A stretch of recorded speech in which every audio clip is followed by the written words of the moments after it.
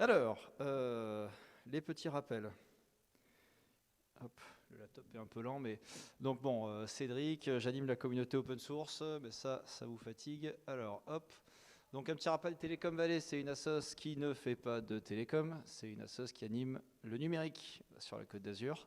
Donc ça représente 160 adhérents, c'est-à-dire des structures, hein, des boîtes, des organismes publics, instituts de recherche, etc. Ça fait 18 000 employés à peu près, 40 000 étudiants. On fête les 30 ans au mois de septembre, donc débrouillez-vous pour vous faire inviter. Et on a des communautés thématiques. Open source n'en est qu'une sur les 12. C'est assez varié. Il y a sécurité, test et qualité logicielle, agile, ressources humaines, M-tourisme, et j'en passe. J'espère qu'ils n'en voudront pas.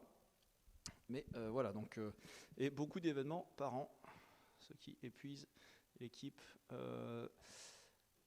d'animation. Donc la communauté open source, créée il y a 14 ans. Sophia Conf a déjà 12 ans. On se rencontre alors plus mensuellement parce qu'on avait trop d'événements. Donc on se rencontre, on va dire, 4 à 5 fois par an sur le domaine de l'open source. Alors j'en profite, j'avais promis une petite question hier. L'open source, ce sont 4 libertés au sens légal. Qui est capable de me donner les 4 libertés de l'open source? Et Sophia Conf, c'est challenge des fois. Bon, qui se sent de m'en donner au moins une? Non, Serge, une petite liberté open source. Alors, liberté de lire le code, oui.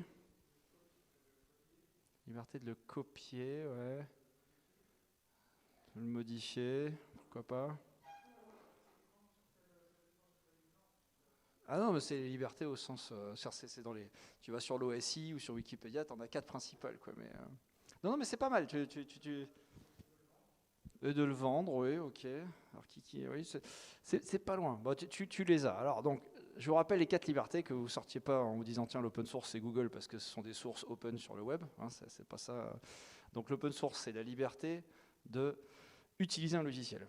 Ah, déjà, hein, okay. Vous avez besoin de demander à personne. C'est la liberté de modifier le logiciel. Donc ça, tu en as parlé.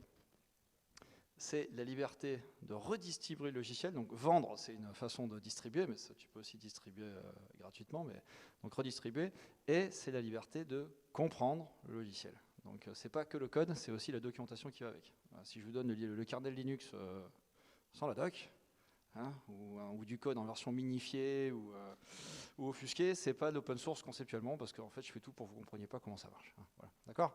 Donc je le rappellerai demain. Ah ben non, demain c'est pas moi, c'est Julien. Mais Julien, je suis sûr que tu rappelleras les 4 libertés fondamentales de l'open source, pour qu'en rentrant dans votre structure, vous puissiez impressionner vos collègues. Vous avez appris quelque chose? Vous avez bien fait de venir? Ouais, ça.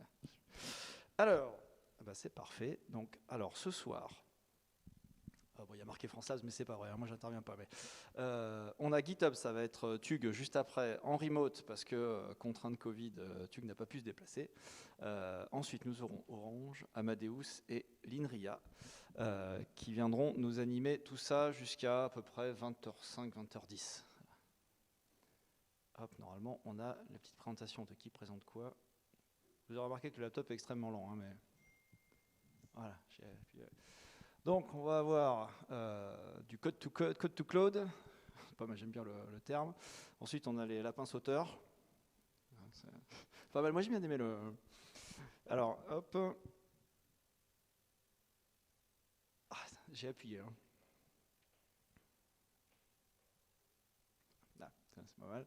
Ensuite du MLflow et du learning. Donc ce soir c'est une soirée assez orientée IA. Hein. On avait assez d'intervenants pour donner une flavor IA à la soirée.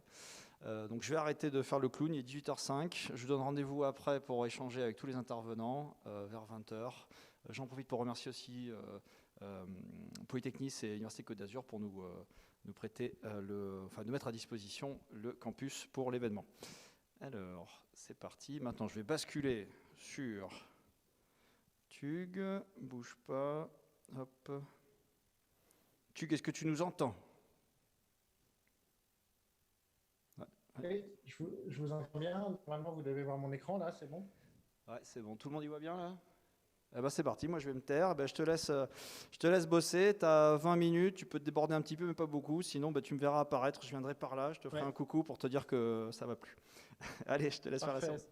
Donc, tout- un tout petit truc, c'est là, on a annoncé aujourd'hui chez GitHub, GitHub Copilot. Vous faites copilot.github.com. L'idée, c'est de fournir, utiliser de l'intelligence artificielle pour faire de la complétion de code. On a lancé ça aujourd'hui en preview. N'hésitez pas à rejoindre, ça s'intègre avec VS Code. Donc, l'idée aujourd'hui, je voulais vous montrer je fais qu'une démo où je suis un développeur, je travaille dans GitHub, je dois fixer une issue dans mon code qui est une petite application Java que je dois tester, faire de l'intégration continue, du déploiement continu, vérifier la qualité de mon code avec de la sécurité.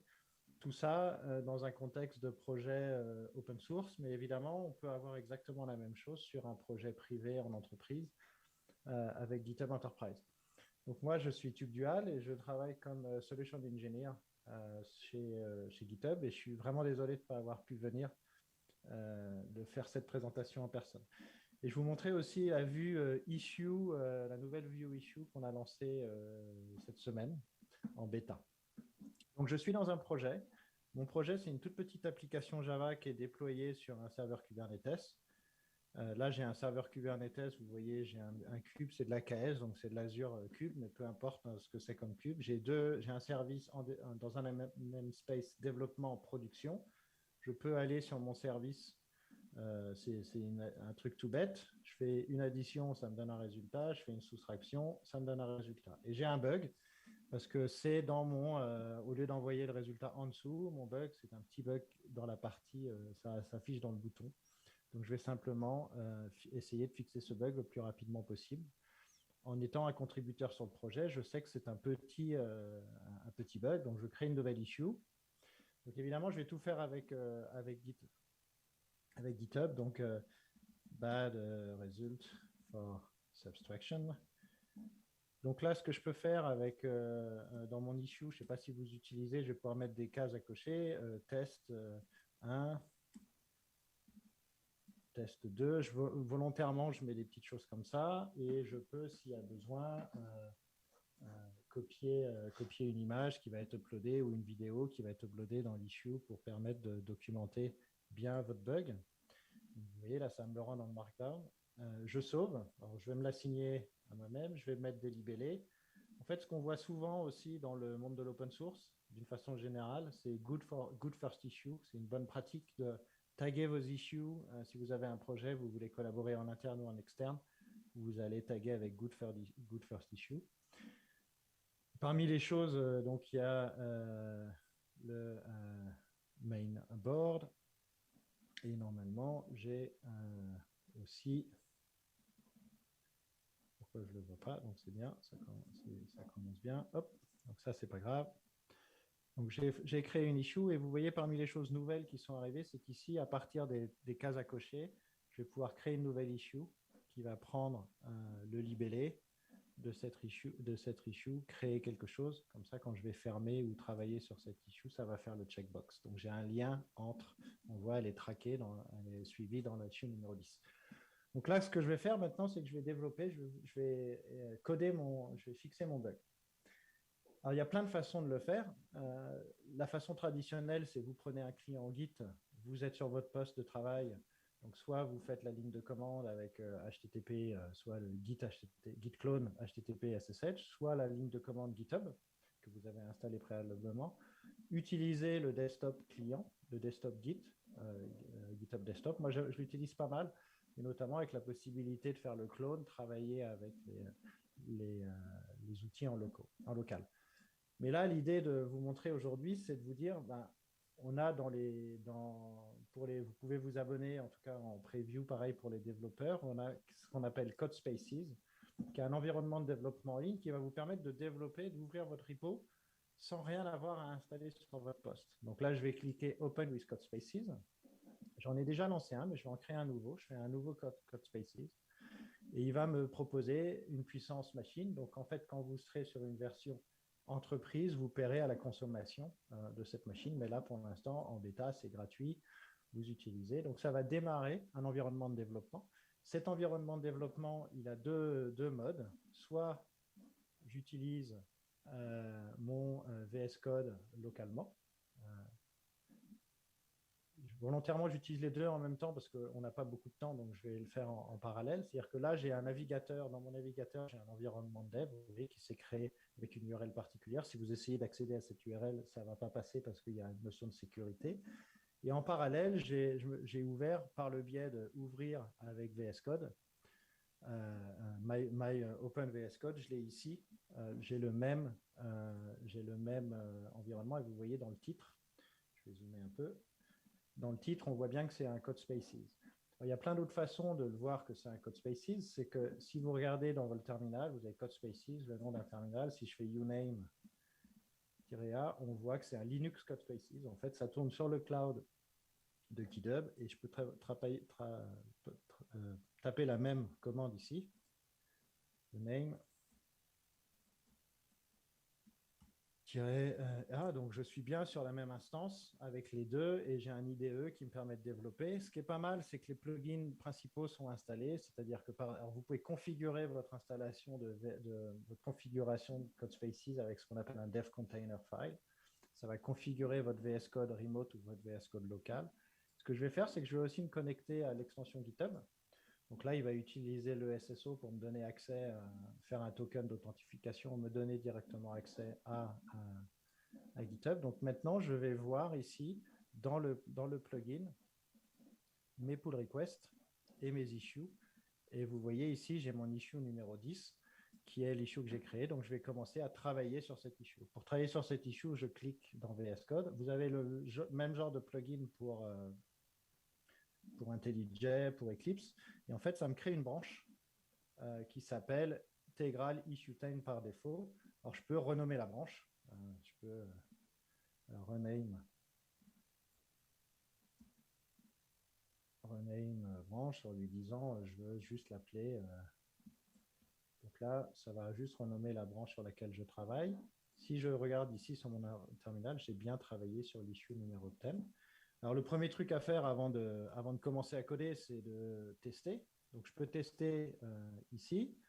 Je peux tester en local. Alors, généralement, on va travailler avec l'un ou l'autre. Moi, la plupart du temps, quand je fais des vrais projets, je travaille dans ce navigateur-là, dans cette idée locale, plutôt que la partie web, plus pour éviter de faire des erreurs de clavier et de me retrouver avec mon onglet qui est fermé. Donc, une fois que j'ai testé, je vais pouvoir fixer mon code. Alors, je vais le lancer qu'une fois, juste pour le principe. C'est que si je regarde mon code ici, c'est une toute petite application Spring Boot. Et le bug, il est tout simple. C'est que si on regarde à la fin, ici, au lieu d'avoir le result comme j'ai ici, addition result, j'ai subtraction button. Donc, il suffit que je fasse un result à la place de button ici. Subtraction result. Et là, ce que je vais faire, c'est que je vais tester mon application localement avant de Spring Boot. Donc là, ça va lancer un serveur HTTP qui va tourner dans l'environnement cloud. Mais ce qu'on va faire, c'est qu'on va capturer les ports et on va pouvoir tester l'application directement à partir de l'environnement qui est en ligne. Donc maintenant, si je teste mon application, ça marche toujours. Et ça marche maintenant, le résultat est bien ici. Donc j'ai terminé ma modification. Je suis prêt à committer mon code et à pousser le code.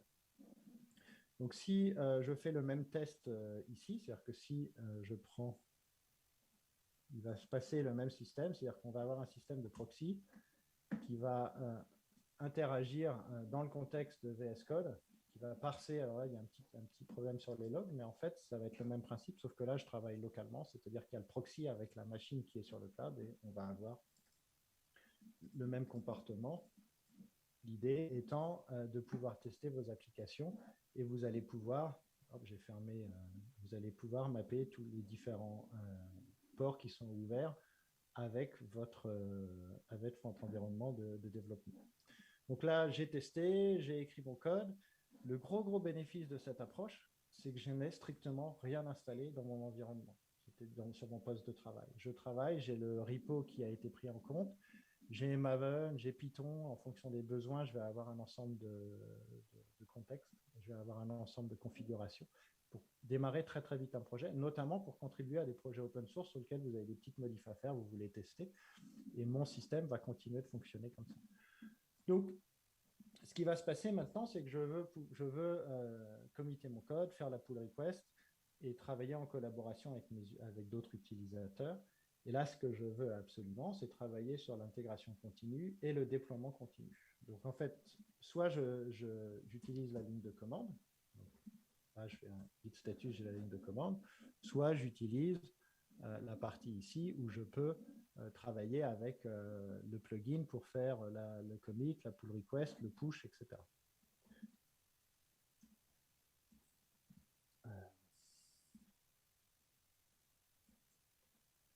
Push, plugin, issue, 10. Donc là, j'ai créé la ligne, j'ai créé la pull request, j'ai créé, pas la pull request, pardon. J'ai fait le push, j'ai créé la branche. Je peux créer à partir d'ici une pull request si je le veux. Donc, je peux créer une pull request à partir du commit qui va sur ma branche. On voit ici, je peux le faire directement. Ou, plus traditionnellement, je vais aller dans mon repo. Donc, dans mon repo, il me signale que j'ai une nouvelle branche, que j'ai la pull request. Ici, selon la façon dont vous travaillez, un des conseils quand on travaille avec GitHub, ça va être de faire très très tôt une pull request, si possible. Vous pouvez, pour contribuer, pour collaborer avec des gens, la créer en mode draft, juste la taguer pour que pour l'instant, vous continuez de travailler dessus et ajouter des commits les uns derrière les autres. Donc là, je vais simplement dire fix issue 10. Je vais demander une revue particulière, donc je peux demander à des utilisateurs de faire des revues, je vais donner des libellés, etc. Je peux le mettre dans le projet, dans le mainboard pour que ça automatiquement travaille d'un point vers un autre, que ça migre de mon dashboard. Ce que j'appelle le dashboard, hein, c'est le Kanban que j'utilise ici. C'est-à-dire que là, on va avoir le bug et la pull request qui va se déplacer pour aller jusqu'à done automatiquement en fonction de ce que je vais avoir rentré dans ma pull request. Donc, là, ce qui se passe, je crée une pull request. Et si on regarde ce qui se passe ici, j'ai des actions au niveau de la pull request qui vont commencer à avoir lieu. Donc moi, volontairement, je ne vous ai pas montré ce que j'avais configuré. Je pars directement sur la partie code. Donc je travaille, j'ai un lien vers cette issue et normalement, si mon projet fonctionne bien, on voit ici que c'est en progrès. Il va avoir le bug, il est en cours d'exécution. La pull request, elle est en cours d'exécution. Tiens, elle n'est pas là. Là. Normalement, on devrait voir la pull request se déplacer. Elle est ici, on va voir. Donc, ce qui est intéressant ici, c'est que vous voyez, il y a plusieurs choses qui se passent. C'est-à-dire qu'il y a le code scanning, qui est l'analyse de la sécurité du code. Il y a la CI et l'intégration. Et en fait, comment ça fonctionne, ça? C'est que dans mon projet, j'utilise le concept de GitHub Actions, j'utilise la GitHub Actions pour créer des workflows, des pipelines pour de l'intégration continue. Donc, je vais dans mon workflow. J'en ai deux qui sont intéressants. J'en ai un qui est autour de la sécurité du code. En fait, la sécurité du code, à chaque fois que je fais un push sur la branche main ou une pull request sur la branche main, ou une fois par semaine sur la branche main, je vais avoir du code qui va s'exécuter. Ce code utilise une technologie qui s'appelle CodeQL, qui scanne, en fonction d'une base de données de connaissances, mon code pour trouver des vulnérabilités. Alors, ça se concentre principalement sur la sécurité, chercher des vulnérabilités dans votre code, et non pas sur la qualité du code, c'est-à-dire qu'il y a effectivement des requêtes autour de la qualité. Généralement, sur les projets, on va faire ça en collaboration avec d'autres outils qui vont faire la couverture de test, la couverture de code, la qualité avec Sonar, par exemple, mais en utilisant ça pour la sécurité. Je vous montrerai un petit peu le résultat dans une seconde. L'autre partie, en fait, si je vais dans mes actions maintenant, je vais voir ce qui a tourné. Donc, j'ai la partie code scanning qui a tourné, j'ai la partie CI qui a tourné sur ma branche. En fait, j'ai fait un build avec Maven, j'ai créé un container que j'ai publié, j'ai déployé sur Kubernetes. Si je vais maintenant dans mon application, je vais vous montrer le résultat. Je vais sur la partie, je vais aller hop, j'ai fermé la mauvaise fenêtre. Je vais sur la partie développement. La partie développement sur mon service, normalement, le bug doit être fixé. Si je fais 33, 33, 4, 4, 5, 5, on a bien le résultat ici, on a bien le résultat là. Donc l'adresse 188, c'est la partie développement, c'est l'environnement de test. La partie 114, je rafraîchis la page, il y a toujours le bug, normalement, il y a toujours le bug. Donc j'ai fait du déploiement continu sans aucune vérification en dehors de l'intégration continue, les tests de sécurité. Si j'aurais pu bloquer le déploiement si l'intégration passe pas, si la sécurité passe pas, mais dans mon cas, j'ai choisi pour ce projet-là d'aller en direct sur les différentes étapes. Pour faire ça, on va regarder le workflow. Je le fais quand je n'ai pas une branche faite par Dependabot. Je reviendrai dans une seconde pour ça. J'ai de la configuration, le nom de mon serveur Kubernetes, mon cluster Kubernetes, les différents namespaces dans lesquels je vais déployer. Je récupère le source code, je me connecte à Maven pour récupérer des artefacts privés si j'en ai. Je cache le résultat dans mes runners, puisqu'en fait, ce qui se passe, c'est que là, le build, il est déployé sur le cloud, et pour faire en sorte que ce soit le plus efficace possible, je cache le plus de choses entre différents runs. Je fais le build avec Maven.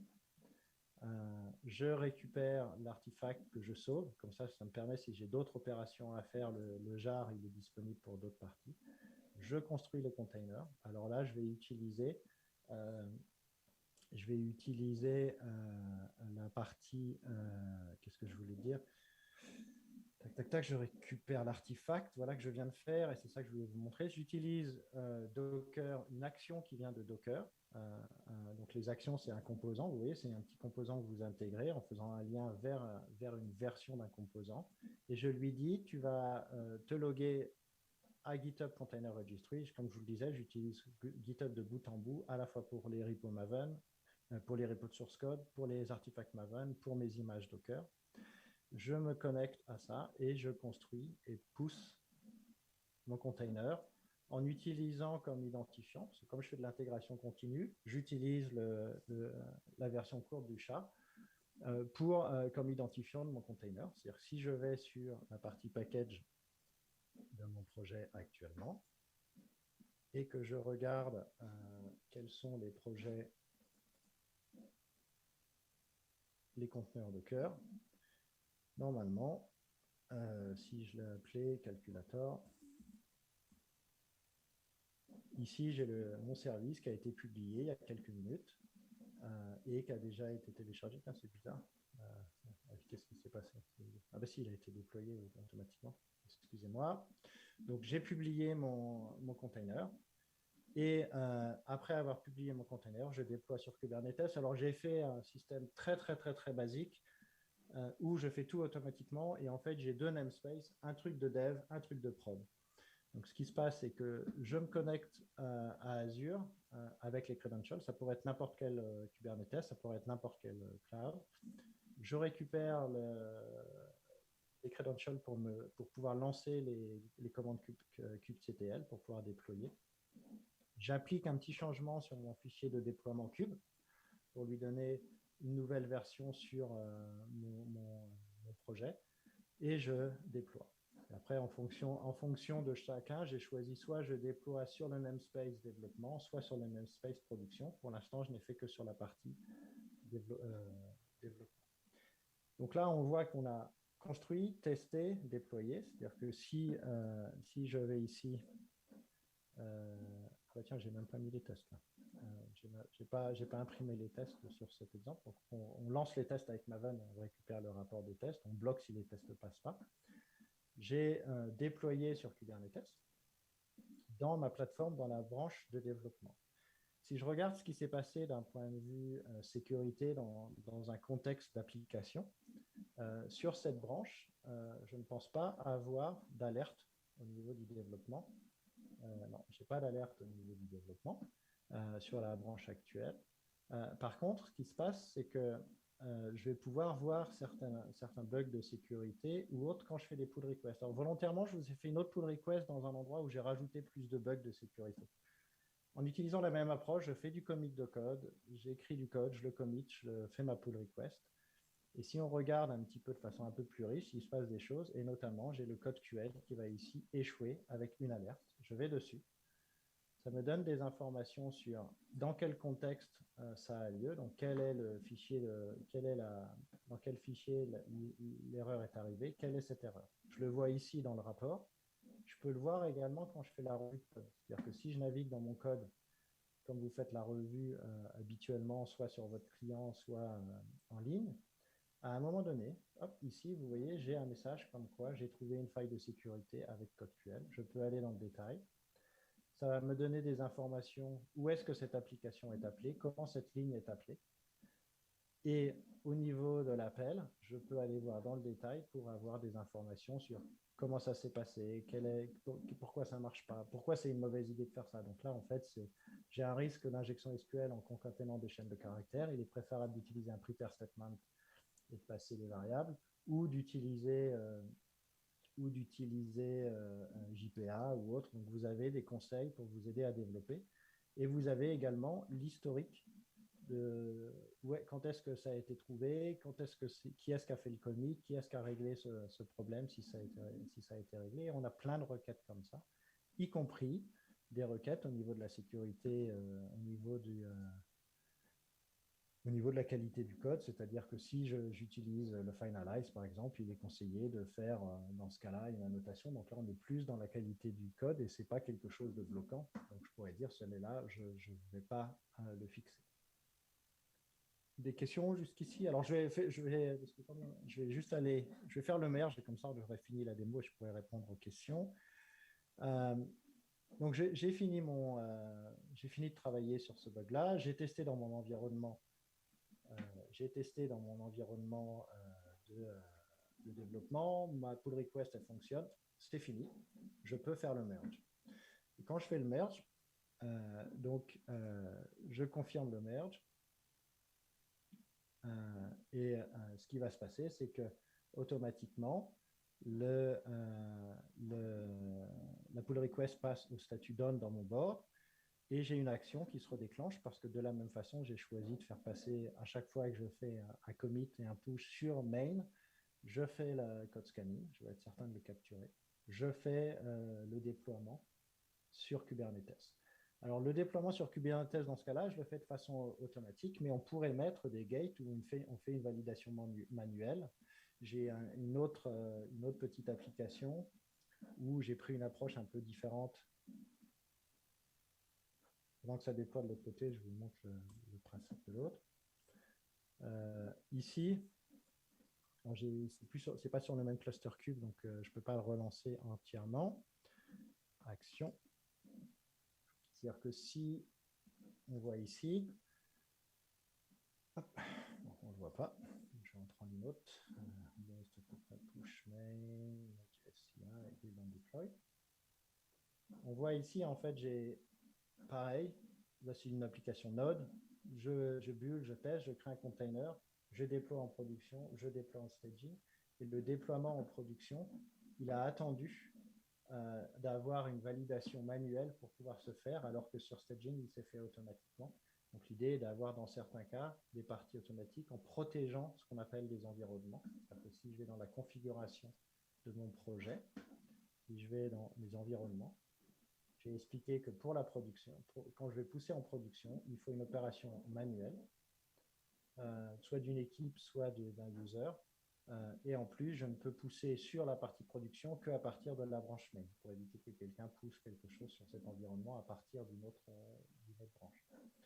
Donc si tout s'est bien passé, le merge, il a eu lieu. Donc si je rafraîchis, donc là je suis 188, je suis en développement, 114, je suis en production.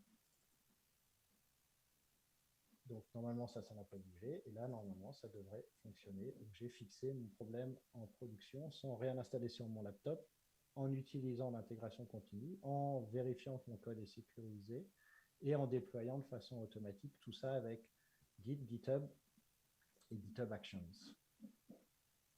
Parmi les choses aussi autour de la sécurité que vous avez probablement vu sur vos projets, c'est toute la partie, et après j'arrête, toute la partie analyse de dépendance qui va capturer dans vos projets, trouver des dépendances pour vous proposer des fixes. Quand vous avez par exemple une version de JUnit qui est ancienne, qui contient une vulnérabilité, vous créez une pull request et vous créez également des pull requests pour mettre à jour vos dépendances, pour essayer de maintenir à jour tous vos projets. Donc, on a vu le code scanning pour la qualité et la sécurité du code, Dependabot pour mettre à jour vos dépendances et capturer les vulnérabilités. Et de la même façon, on fait également de la capture sur du secret scanning sur vos projets open source. C'est si vous avez quelqu'un qui stocke un secret, un token, que ce soit un token GitHub, Azure, AWS, Google, Stripe, Datadog ou autre, ça va vous le capturer, vous dire attention, ça a été, vous avez commité un code, un token, et c'est pas une très bonne idée de faire ça dans votre source. Voilà, 20 minutes, je crois, ou 25 minutes. Donc, si vous avez des questions, des choses pour clarifier, n'hésitez pas. Alors déjà, merci beaucoup. Je pense qu'on peut à distance applaudir Tug pour le remercier. Je ne sais pas si tu entends les applaudissements, hein, mais... alors, est-ce qu'on a des questions? Ils sont tous sidérés, là. Non, pas de petites questions. Est-ce que, moi j'en avais une, c'est est-ce que, parce que bon, tu as fait une démo, il y avait du Java, c'est l'environnement de développement virtuel, enfin, je ne sais pas si on peut appeler ça virtuel, mais dans l'IDE, il gère quel langage? En fait, c'est basé sur VS Code, donc ça gère tous les langages. C'est vraiment du Visual Studio Code. C'est-à-dire que quand je dis ça gère tous les langages, c'est-à-dire que si tu vas sur VS Code, je ne sais pas si vous l'utilisez déjà, mais c'est aujourd'hui l'IDE le plus utilisé sur le marché. Et tu vas avoir la reconnaissance pour tous les langages clés du marché, mais je suis certain que, allez, je prends le risque,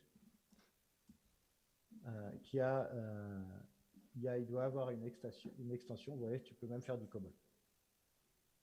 Je ne te garantis pas que je puisse déployer sur Kubernetes du COBOL, mais si tu veux écrire du COBOL dans VS Code, il n'y a pas de souci. VS Code est vraiment la partie clé aujourd'hui du développeur.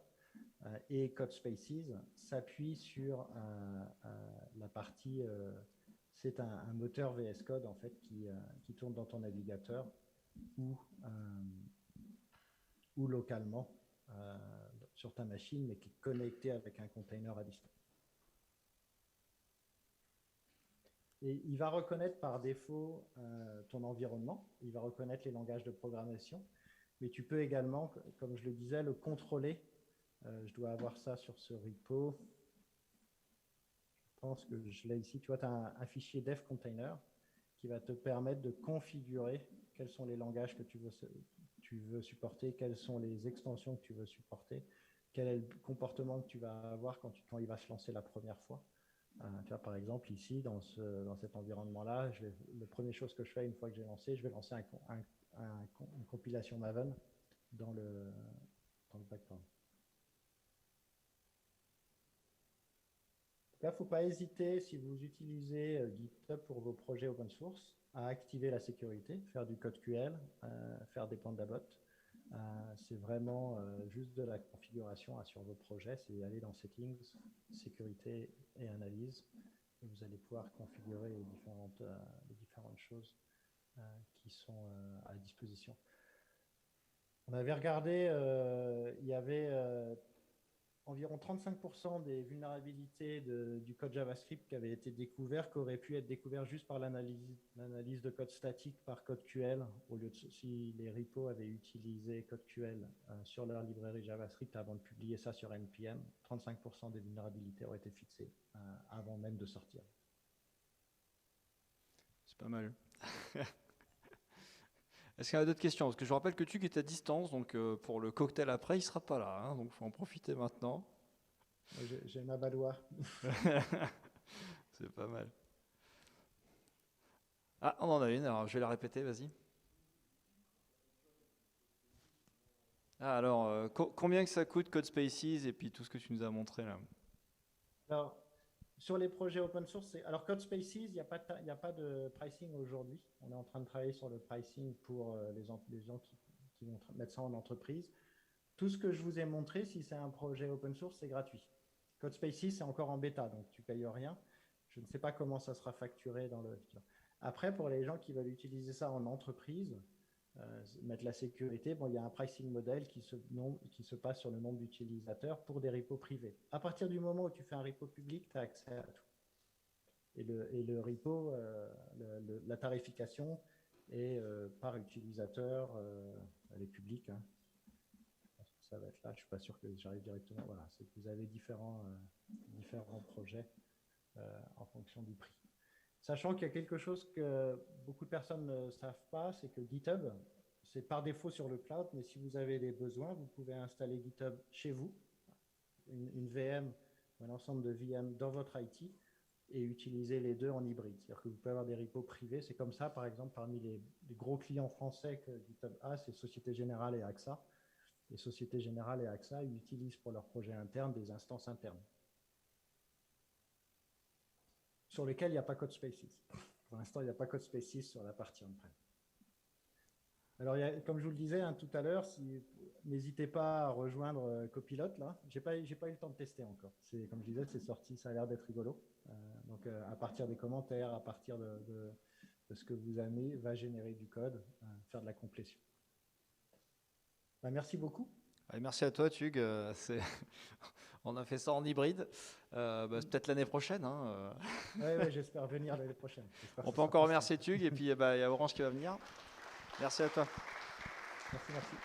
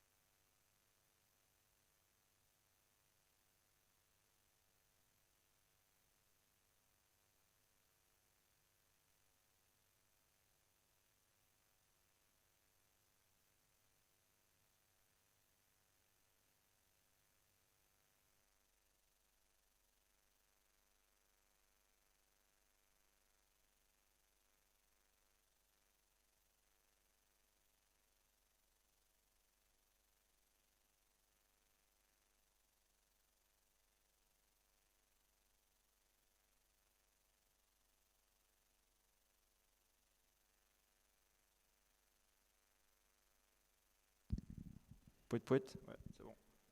Allez, c'est parti. Vous mettez par là. Ça y est.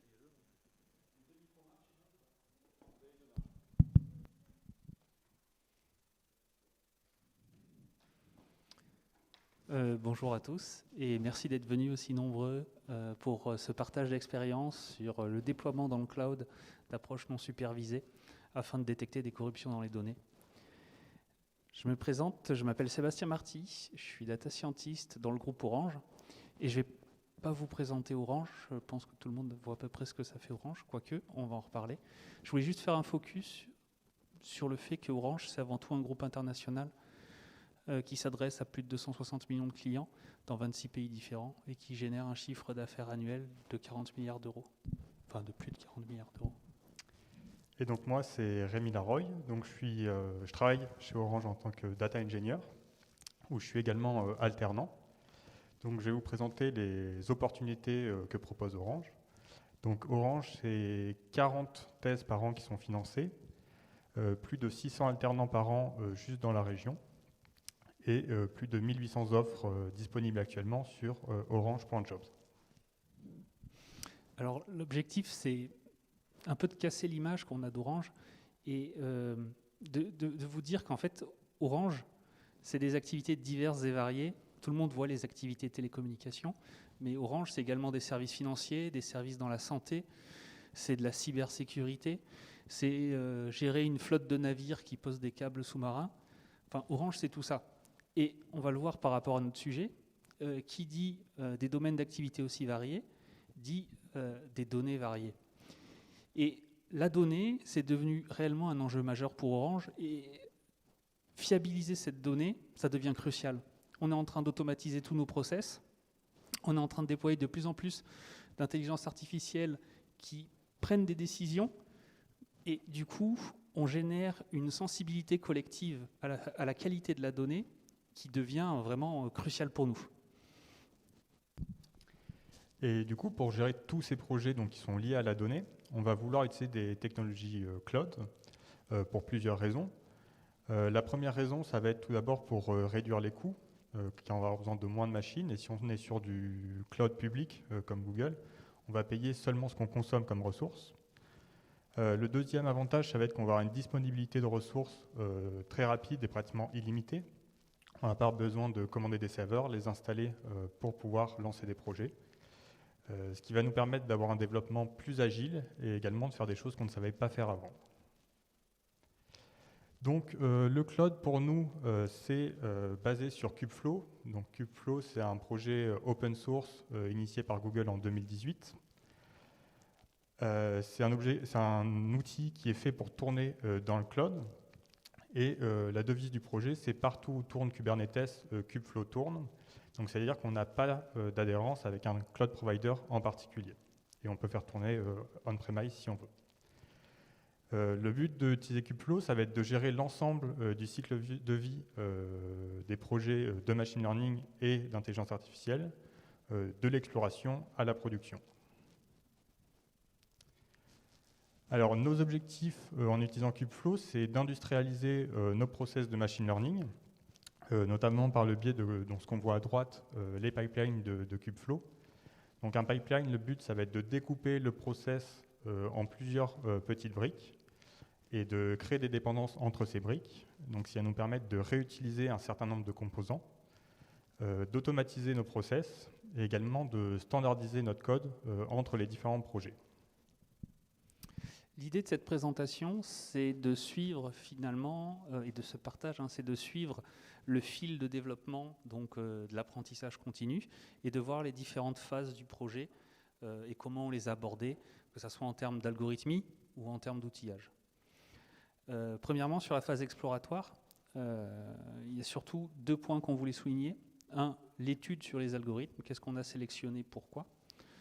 Et 2, quel est l'outillage et les environnements qui ont été mis à disposition pour permettre d'explorer cette donnée. Alors, quand on parle de détecter des corruptions de données, c'est en fait monitorer la qualité des données et la fiabiliser. L'idée derrière tout ça, c'est de se dire, on ne va pas manipuler, on ne va pas traiter la problématique de la qualité des données, mais plutôt des qualités des données. La qualité des données peut se représenter par différents aspects. Alors, vous regardez dans la littérature, souvent, vous allez avoir 7, 8 aspects différents. Nous, dans le cadre de notre projet, on s'est attaché à 5 aspects de la qualité des données, et c'est déjà pas mal. Donc, on a la conformité. La conformité, c'est à quel point, alors dans des données tabulaires, à quel point une colonne correspond à un format très précis. Typiquement, un identifiant est codé sur 8 digits, pas plus, pas moins, ce genre de formalisme-là. L'unicité. À quel point une colonne dans ma donnée tabulaire doit être unique ou pas, et dans quelle proportion, évidemment. La complétude, est-ce que des données vides dans une colonne sont tolérables ou pas? Ça va dépendre de la colonne. L'intégrité, donc l'intégrité, c'est la fréquence d'apparition des valeurs. Donc typiquement, imaginons j'ai une colonne qui indique le genre d'une population. Il est de grandes chances que vous ayez 50% d'hommes, 50% de femmes, quoique ça dépend de quelle population on parle. Et enfin la cohérence. La cohérence, en fait, c'est le respect des corrélations. Donc typiquement, si on reste dans une donnée qui représente une population, imaginons qu'on ait une autre colonne qui soit à la taille des individus, on va s'attendre à ce qu'un homme soit un peu plus grand qu'une femme en termes de hauteur. Et du coup, pour faire face à ces 5 aspects de la qualité des données, on met en œuvre plusieurs algorithmes différents. Donc les 3 premiers aspects de la qualité de la donnée, en fait, peuvent se résumer par surveiller un indicateur ou plusieurs indicateurs. Est-ce que ces indicateurs sont dans une zone qu'on peut appeler une zone de contrôle? Et bon, je ne fais pas de la recherche, je suis avant tout là pour mettre de l'intelligence artificielle en production. Je ne vais pas réinventer la roue. Donc Toyota, dans les années 50, a sorti des algorithmes qui permettaient de qualifier la qualité de leurs pièces qu'ils avaient usinées. Et en fait, donc les contrôles charts dont je parle, le principe est très simple, c'est que vous avez plusieurs échantillons qui sont caractérisés par différents indicateurs. Et vous allez créer une enveloppe, donc ça va être une valeur cible avec une valeur à la baisse tolérable et une valeur à la hausse tolérable. Notez qu'en fait, ces valeurs, cette enveloppe, est asymétrique. Alors ça, c'est dans notre cas de figure. Il y a des méthodes plus simples où on se contente d'une valeur symétrique. Donc ça, c'est pour les control charts. Sur tout ce qui est intégrité des données, donc fréquence des valeurs, là, par contre, on va faire un KS test, donc un test statistique qui permet de mesurer l'écart dans la fréquence d'apparition de différentes valeurs. Donc, par exemple, si à un instant T, j'ai 48% de femmes, 52% d'hommes dans ma base de données, je m'attends à avoir quelque chose de similaire à un instant T plus une semaine, T plus 2 semaines. Vous noterez également que le 5e point, donc c'est sur la détection des incohérences. Là, on rentre sur quelque chose de un peu plus sur du machine learning, voire du deep learning. En fait, 2 algos ont été étudiés. Les forêts d'isolation, qu'on n'a pas retenues, et les auto-encodeurs. Les forêts d'isolation, c'est en fait une multitude d'arbres d'isolation qui permettent de caractériser à quel point une valeur est fréquente ou pas. Alors une fois que j'ai dit ça, je ne suis pas sûr que tout le monde se représente ce que ça donne. Projeté sur, on va dire, un plan, plein de points. Et finalement, ce que vous cherchez à savoir, c'est est-ce qu'un point est dans une zone dense avec plein de voisins ou pas. Et le principe des forêts d'isolation, c'est de se dire, je vais découper de manière aléatoire, faire un espèce de quadrillage, mais aléatoire. Et un point qui va être excentrique, qui va être dans une zone vide, il va être plus facilement isolable que des points qui sont dans des zones densément peuplées. Parce que juste, il y aura des écarts plus grands entre lui et ses voisins. Donc c'est le principe des forêts d'isolation. Plus c'est facile d'isoler un point par rapport à ses voisins, plus le point est supposé excentrique, parce qu'il est rare. Donc l'avantage de la forêt d'isolation, c'est que c'est scalable, c'est très simple. Mais on a préféré l'auto-encodeur. L'auto-encodeur, c'est une méthode de deep learning qui, pour vulgariser les choses, fait une compression de la donnée et puis derrière une décompression. L'objectif de cet écosystème dans l'ensemble, c'est de reproduire la donnée d'entrée. Imaginez une image en résolution 1000 par 1000, vous la réduisez en résolution 50 par 50, puis vous la réaugmentez en résolution 1000 par 1000. Vous devez retrouver la même chose en sortie qu'en entrée. C'est le rôle de ce réseau de neurones, sachant que du coup vous avez perdu énormément d'informations, puisque vous êtes passé en résolution 50 par 50 au milieu de tout ça. Donc c'est le principe de l'auto-encodeur. Et ce qu'on va regarder sur cet auto-encodeur, c'est son erreur de reconstruction. Dans la mesure où il a appris sur des données de référence, il sera forcément meilleur pour reproduire des données proches de ce qu'il a vu par le passé que des données qu'il n'a jamais vues. Donc du coup, si l'auto-encodeur est mauvais pour reconstruire une donnée, c'est qu'en fait, il n'a rien vu de similaire par le passé. Et du coup, c'est ce qui nous permet de détecter, de quantifier le degré de nouveauté d'une donnée. Ce qui est intéressant, maintenant qu'on a étudié ces algorithmes, c'est de voir comment on s'est outillé pour faire face à cette phase exploratoire. Alors, pour la mise à disposition d'espaces d'exploration, côté Data Engineer, on doit créer des images Docker avec à l'intérieur soit Jupyter Notebook, soit VS Code, et tous les outils, on va dire internes, sécurité, accès à données dedans, donc un espace déjà configuré. Et une fois qu'on a fait ça, le data scientist va être totalement autonome sur sa création d'espaces d'exploration. Donc il va pouvoir déployer donc Jupyter ou VS Code dans Kubeflow, choisir la quantité de ressources qu'il veut, s'il veut travailler ou pas avec d'autres personnes, donc faire du travail collaboratif. Et donc là, à la fois, il est autonome, à la fois, c'est très rapide. Donc la mise à disposition d'espaces d'exploration se fait en moins d'1 minute. Une fois que l'exploration a été faite, il va falloir entraîner les modèles et pouvoir les réentraîner régulièrement. Et cette phase d'apprentissage, du coup, va nécessiter 2 choses principales. Enfin, en tout cas, il y a 2 choses qu'on veut mettre en lumière. 1, comment mesurer la performance de quelque chose qu'on n'est pas capable vraiment de noter. Et 2, comment entraîner à grande échelle ces modèles, enfin, sur des données volumineuses. Alors là, toujours pareil, on ne réinvente pas la roue. On fait quelque chose de très classique dans ce qui est détection d'anomalies. On prend un jeu de données, on le sépare en deux. Il y a un jeu de données qui va rester brut, qui va être notre échantillon témoin. Et sur le deuxième jeu de données, on va injecter des erreurs de manière aléatoire. Sur ce deuxième jeu de données, on s'attend à ce que les scores d'anomalie soient bien plus élevés que dans le premier échantillon.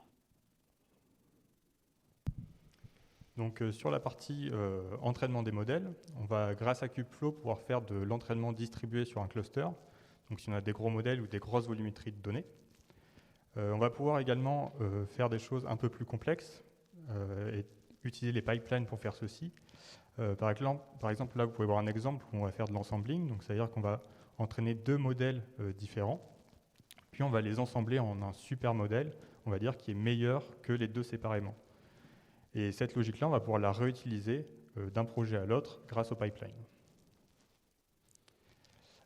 Deuxième point important, c'est qu'on va essayer d'optimiser nos modèles, donc grâce à un outil qui s'appelle Katib dans Kubeflow, qui permet de rechercher donc, les meilleurs paramètres pour un modèle. Donc là, vous pouvez voir en noir, c'est notre cible, donc c'est la performance de notre modèle qu'on va vouloir maximiser. Et en orange, vous pouvez voir donc, les différents paramètres qu'on va tester pour optimiser la performance. Et ça, c'est possible notamment grâce à la puissance du cloud, parce qu'on a beaucoup de puissance, on va pouvoir entraîner beaucoup de modèles. Donc jusque-là, tout va bien, on va dire, dans le cloud. On a beaucoup d'accès à la ressource, on va pouvoir entraîner beaucoup de modèles, mais très rapidement, on va se retrouver avec ceci. C'est-à-dire des dizaines et des dizaines de modèles enregistrés, et très vite, on ne va pas savoir qui est quoi, et est-ce que c'est utile ou pas. Donc on va avoir besoin de garder des traces. D'autant plus que sur le process de machine learning, on ne va pas seulement stocker des modèles, mais on va également stocker des datasets quand on va faire la préparation des données, des transformers, donc ce qui nous a servi à transformer la donnée, des modèles, bien sûr, on l'a vu, et des metrics, donc ce qui va être la performance de notre modèle pour un dataset donné. Donc on va vouloir garder les traces de tous ces objets-là. Pour ça, on utilise un projet open source également qui s'appelle Google ML Metadata. Donc à droite, vous pouvez voir les données qu'on va vouloir sauvegarder sur un modèle, donc son nom, sa description, où il est stocké, à qui il appartient, dans le but que 6 mois plus tard, par exemple, on puisse savoir qui est ce modèle, qui l'a entraîné et si on peut l'utiliser ou pas. Et à gauche, vous pouvez voir donc, les dépendances entre ces différents objets. Et grâce à tout ça, on peut remonter tout ce qui s'est passé et tous les entraînements qu'on a fait. Une fois que nos modèles ils ont été entraînés, ils ont appris, on va pouvoir s'en servir.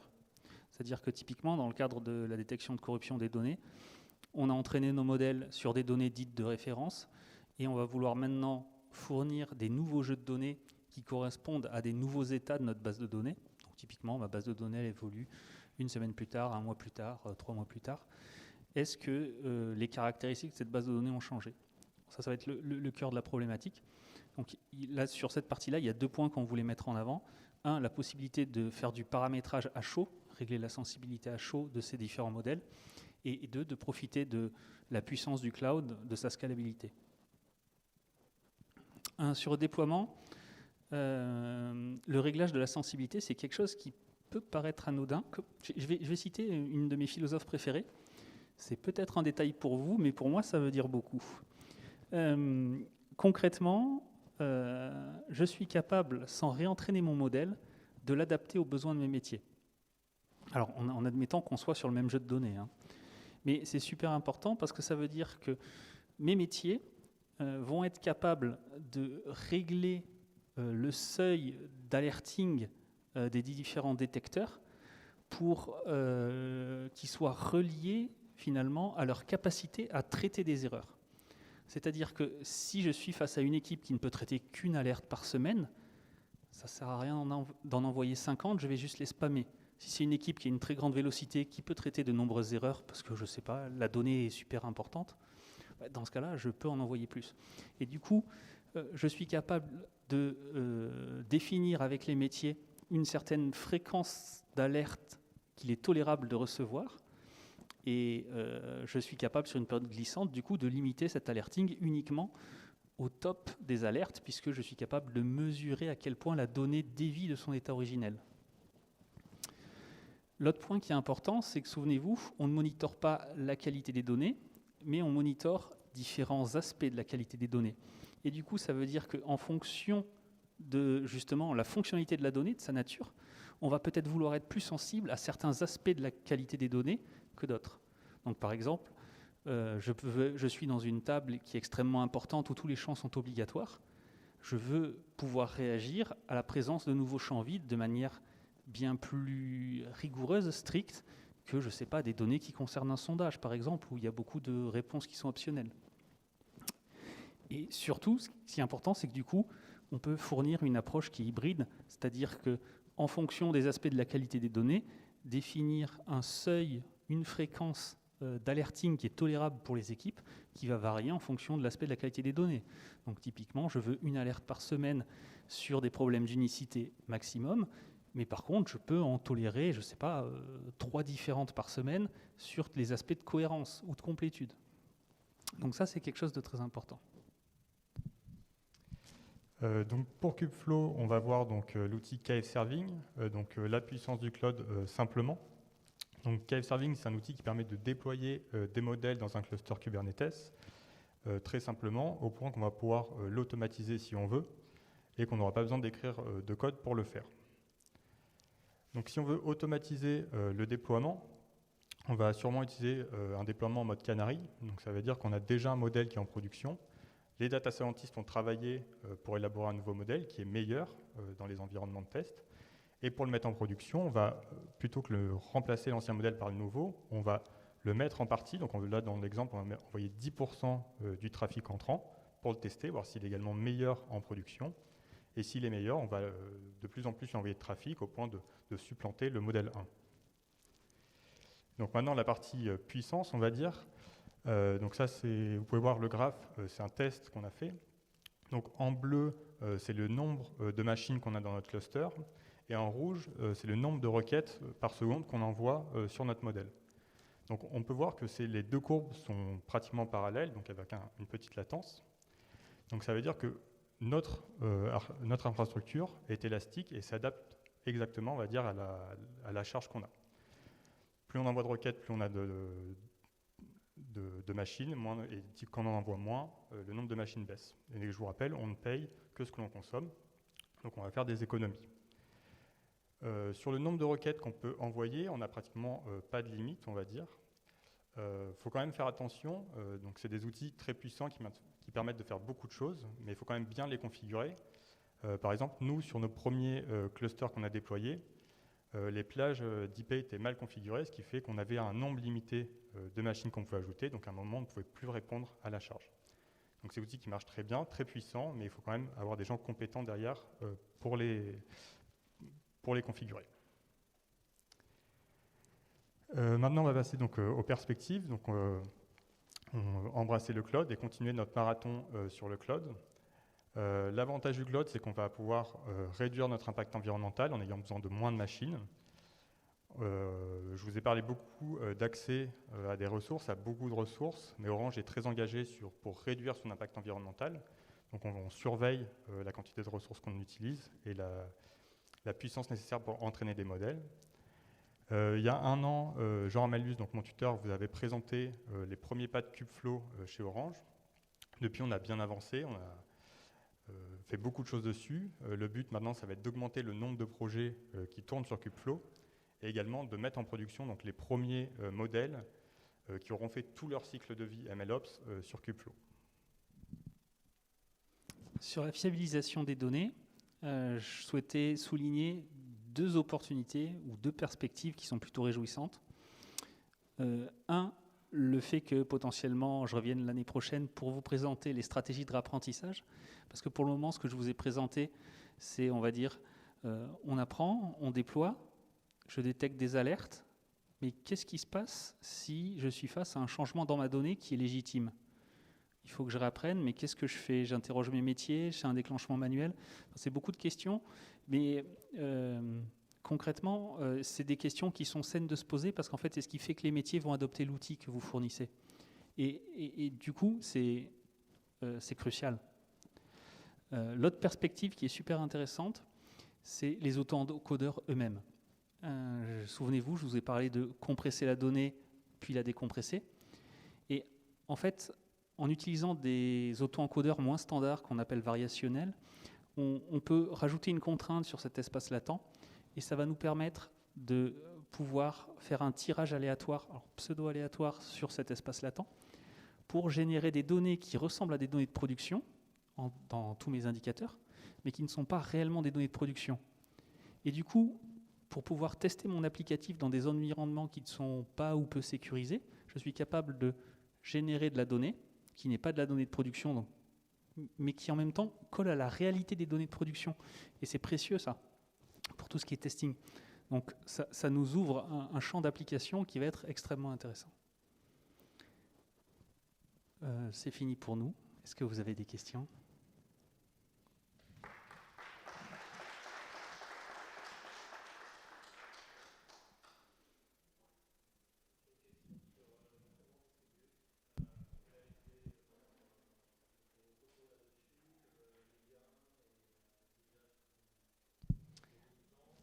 Alors sur l'entraînement distribué, on n'a pas fait d'entraînement distribué à grande échelle. On sait que ça existe, on a regardé comment ça marchait, mais on n'a pas encore les besoins de les utiliser.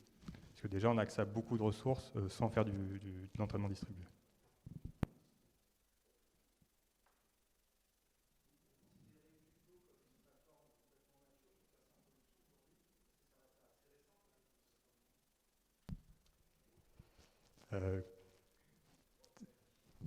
Ah oui, pardon. Donc la question c'était est-ce que Kubeflow est une plateforme mûre pour passer en production, sachant que c'est assez récent. Donc aujourd'hui, on n'a pas déployé de modèle en production.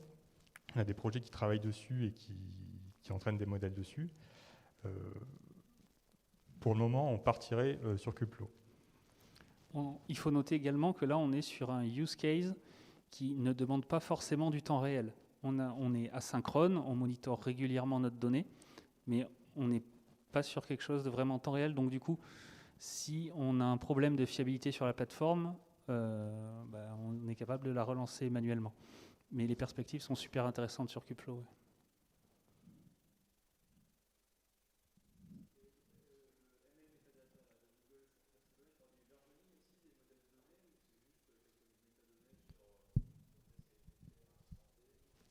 Alors ML Metadata, ça va être seulement donc stocké dans une base de données, toutes les informations du modèle.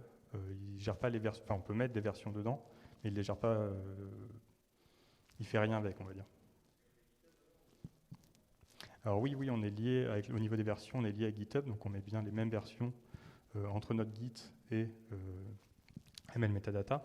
Donc on va retrouver notre pipeline, tout ce qu'on toque sur ML Metadata et sur GitHub, les versions sont standardisées.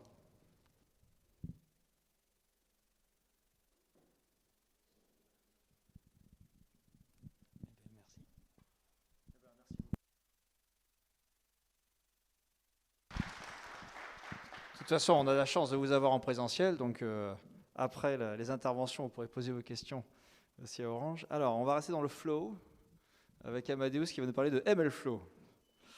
Alors, je vais vous préparer les transparents.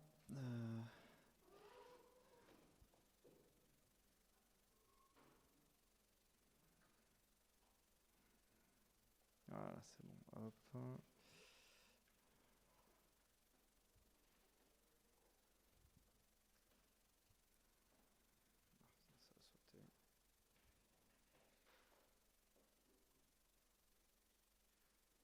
Il réfléchit. Tout va bien, ça va bien se passer. Ah, ça y est, voilà. Eh ben c'est parti alors. Hein. Ah, pardon ? Ah, c'est d'accord. Je croyais que c'était le premier slide du truc, mais attends, du coup je vais l'enlever celui-là parce que mais c'est oui, là, il y a tout le monde, donc du coup c'est pas logique.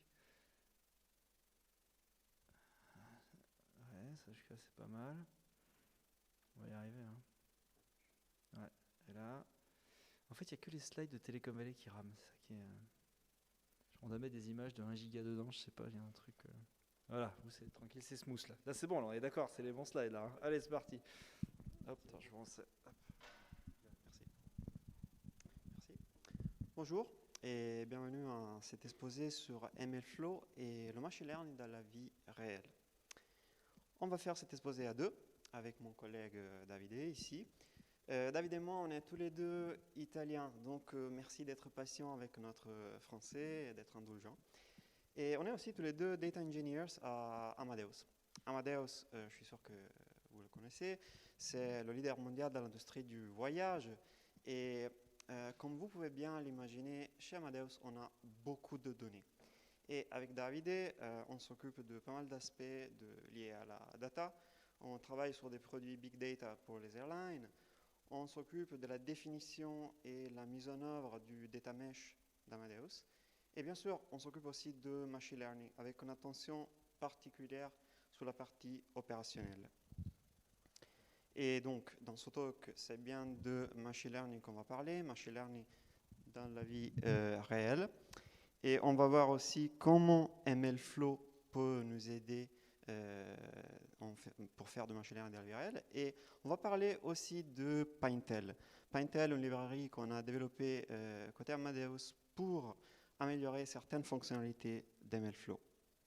Donc, on parle de machine learning. Le machine learning, on l'a vu aussi dans le speech précédent, il est en train de transformer nos entreprises, transformer aussi notre vie de tous les jours.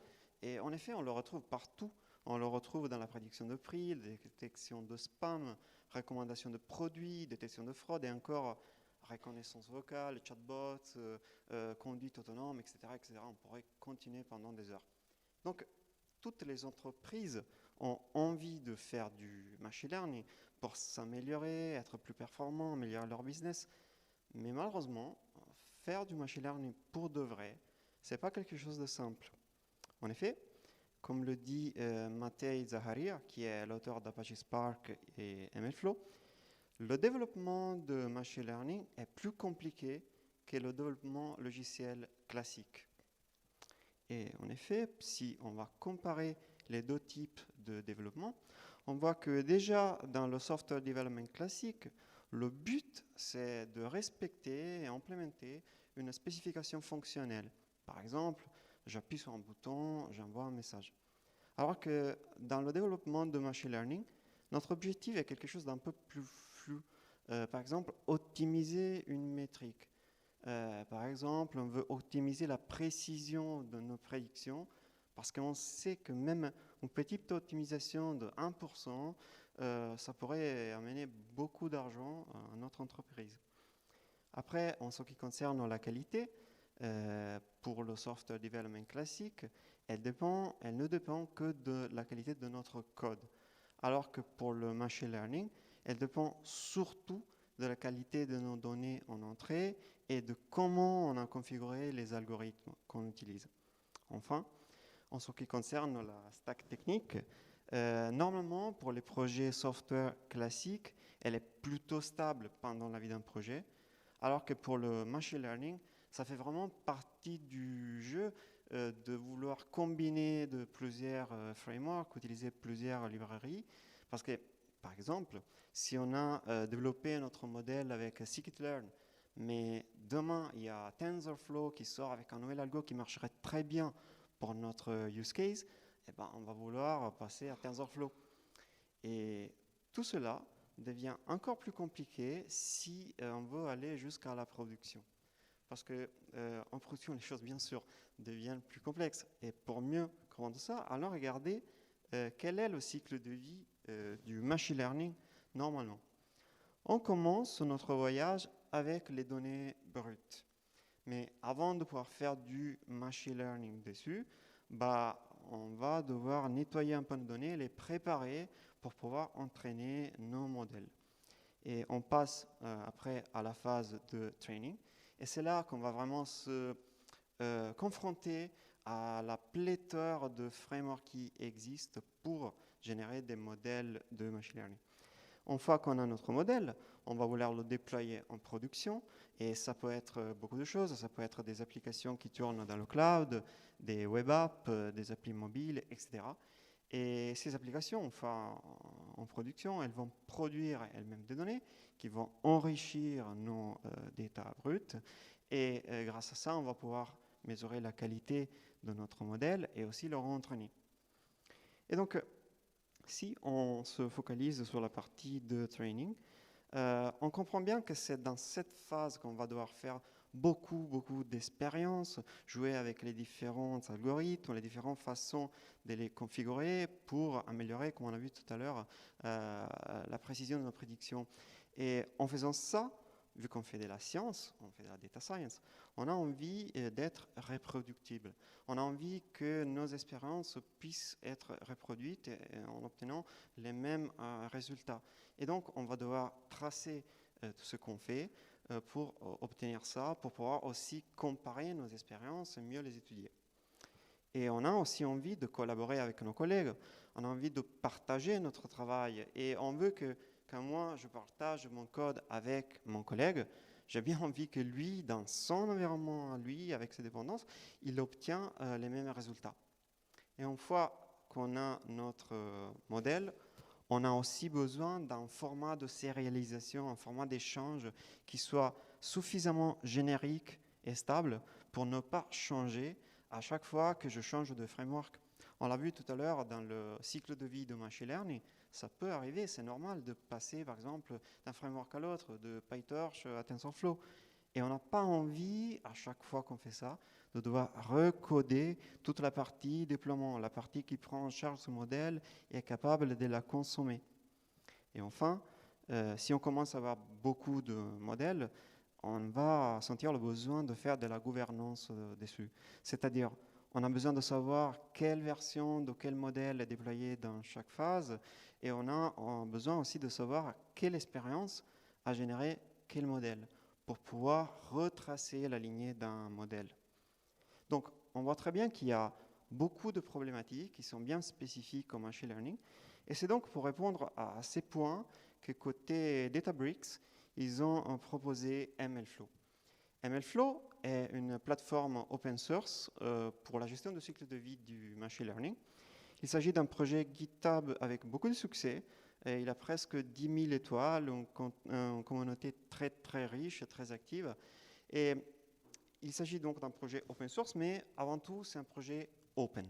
Open dans le sens où il est capable de marcher avec la plupart des frameworks de machine learning qui existent et capable aussi de marcher avec n'importe quel langage de programmation parce qu'il se base sur des standards ouverts, comme par exemple les REST API.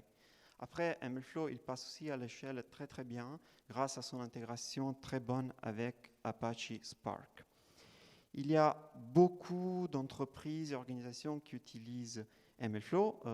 Ils l'utilisent vraiment dans leur environnement de prod, mais aussi participent à la communauté open source avec des contributions. Ici, sur le slide, je n'ai mis juste quelques-unes, mais il y en a beaucoup plus. Mais donc, comment il fait MLflow pour répondre à tous les points qu'on a vus tout à l'heure? Eh bien, je vais laisser la parole à Davide pour voir tout ça plus en détail.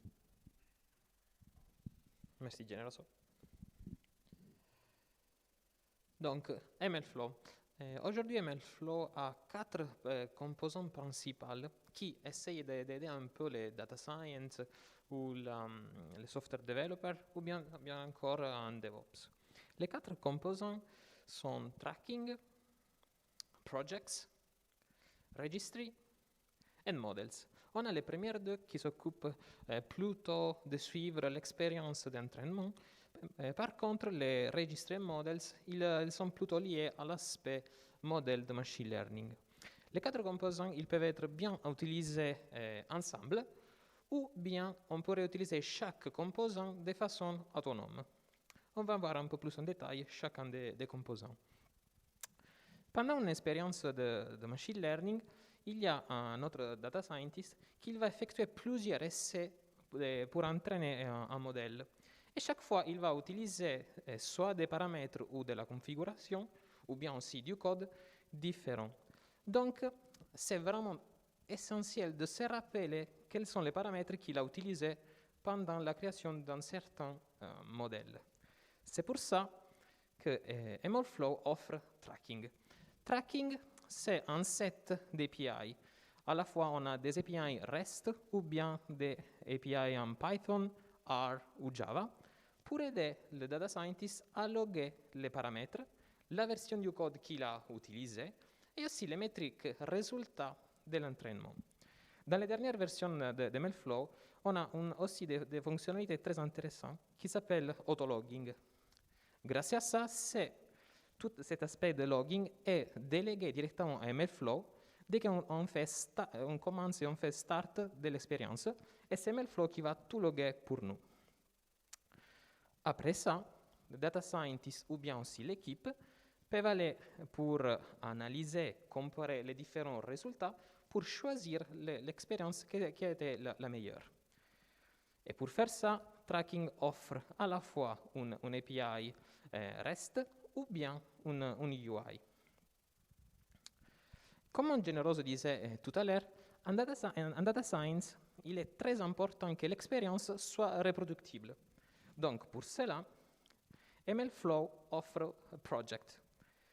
Un projet, c'est juste un dossier ou un repository Git qui contient un fichier avec les dépendances Conda pour être capable d'exécuter la pipeline et aussi la liste des commandes pour bien exécuter la pipeline elle-même. Donc, dans un projet, on a la partie code, configuration et aussi un lien vers les données qui sont utilisées. Un projet peut être bien exécuté en local sur un notebook ou bien de façon remote. Une fonctionnalité très intéressante de Project, c'est le fait qu'on peut composer plusieurs projets de façon dynamique, c'est-à-dire on pourrait utiliser les métriques résultats d'un certain modèle pour bien composer cette pipeline de façon dynamique. À la suite, on a le model registry. On a dans les différentes entreprises, en production, on a beaucoup de fois plusieurs modèles de machine learning qui sont bien déployés. Par contre, les data scientists, ils continuent à essayer d'améliorer le modèle, parce que comme on vient de voir, même améliorer ce modèle d'un petit pourcentage va amener beaucoup de résultats pour l'entreprise. Donc les data scientists, ils continuent à pousser de nouvelles versions pour ça.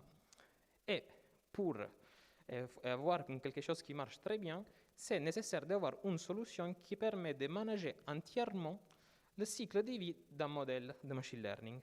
Et pour ça, MLflow offre un model registry. Donc, model registry, en plus, offre la possibilité d'avoir model lineage, c'est-à-dire de se rappeler quelle expérience et quel type de configuration et paramètres ont été utilisés pour générer cette version du modèle. Et aussi, vu que les data scientists ils continuent de pousser une nouvelle version de le même modèle, Model Registry permet de faire l'auto-versioning, c'est-à-dire c'est tout géré automatiquement par MLflow. En plus de ça, on aime bien automatiser toute la pipeline. Donc, on peut plugger des pipelines de CI/CD directement en utilisant MLflow pour bien, par exemple, effectuer soit des tests, de la validation ou bien des A/B testing pour les différents modèles.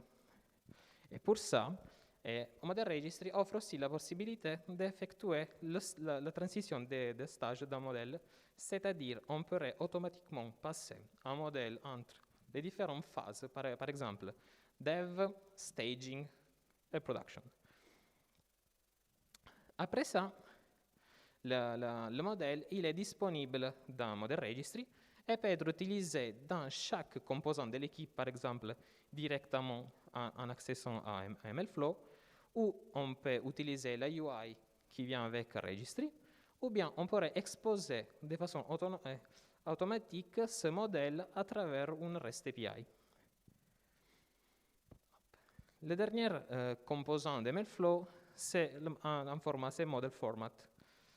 Ce modèle, c'est un format de sérialisation du modèle de machine learning. Il est très important parce que dans ce format, il y a aussi la présence d'un fichier Conda qui contient toutes les dépendances qui sont nécessaires à exécuter un certain modèle. Et aussi MLflow rajoute des informations liées aux flavors qui sont supportés par ce modèle. C'est-à-dire, par exemple, un modèle TensorFlow pourrait bien être utilisé dans un DAG TensorFlow, mais à la fois, on pourrait l'utiliser dans des API Python directement. Et comme on vient de voir, le but d'un data scientist, c'est aussi d'essayer et d'utiliser plusieurs frameworks de machine learning.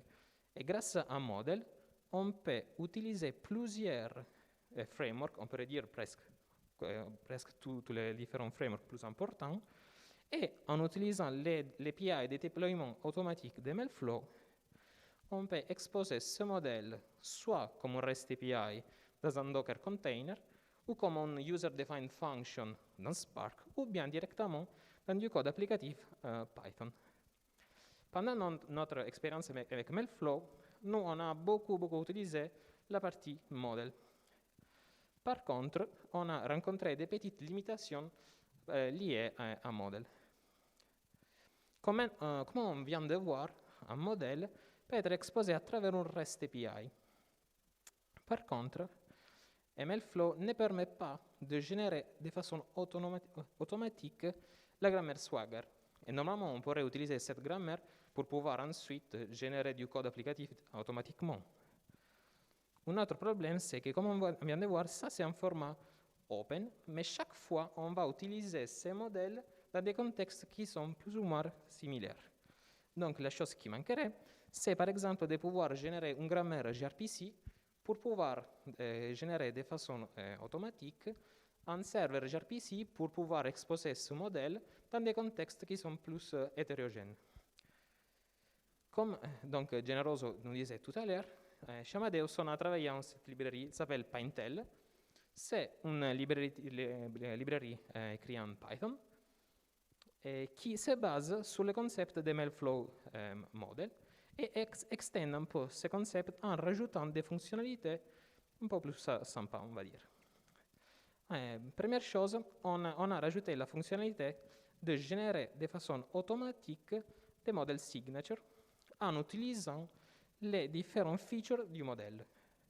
Donc, on est capable de générer de façon automatique la grammaire Swagger et aussi le gRPC schema. Et vu que là, on est désormais dans l'ère du cloud computing, c'est bien aussi d'enrichir ces modèles avec des métadonnées qui viennent de l'expérience qui a généré ces modèles et qui sont liées au cloud provider. Par exemple, on a rajouté des informations comme l'experiment ID, le resource group, run ID, subscription. Et aussi, vu qu'on aime les choses faites bien et on aime s'assurer qu'avant de mettre un modèle en production, on est bien capable de l'utiliser, on a rajouté un set de fonctionnalités qui permet de faire la validation du modèle avant le déploiement en production. Et là, je laisse la parole à Jenny pour un petit résumé. Merci David. Oui, du coup, au cours de cet exposé, on a vu quelles sont les difficultés quand on va faire du machine learning en production. On a vu aussi comment MLflow, avec ses composants, peut nous simplifier la vie en tant que data scientist, data engineer et aussi DevOps. On a parlé aussi de Pintel, cette librairie qu'on a développée côté Amadeus pour enrichir certaines fonctionnalités d'MLflow. Pour l'instant, Pintel est un projet interne Amadeus, mais on a déjà prévu, planifié de faire une contribution open source à MLflow pour pouvoir intégrer dans sa code base les nouvelles fonctionnalités qu'on a rajoutées, notamment en ce qui concerne la génération automatique de grammaire Swagger et aussi grammaire gRPC. Donc, sur ce, on arrive à la fin de notre exposé. Donc, si vous avez des questions, on sera bien ravis d'y répondre. Merci.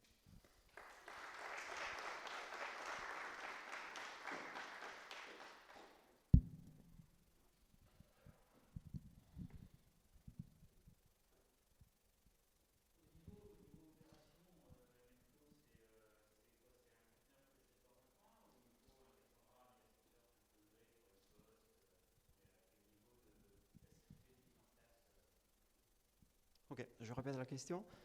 Niveau opération, il se place où MLflow? Est-ce qu'il contient déjà des outils, un conteneur quelque part, ou c'est à moi de mettre en place l'infrastructure, en gros, si je comprends bien?